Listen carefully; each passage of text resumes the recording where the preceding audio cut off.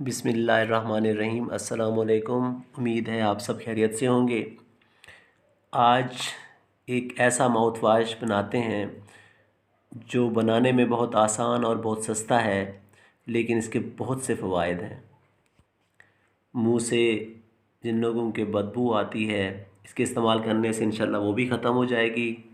अगर दांत में दर्द रहता है या खून आता है मसूड़ों से या मसूड़े सूजे हुए हैं तो इंशाअल्लाह वो भी बिल्कुल ठीक हो जाएंगे। तो माउथ वाश बनाने के लिए हमें सबसे पहले चाहिए फटकड़ी, वो आप थोड़ी सी ले लें। इसके अलावा आपको चाहिए नीम के पत्ते,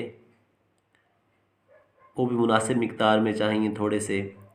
इसके अलावा आपने लेनी है कीकर की छाल।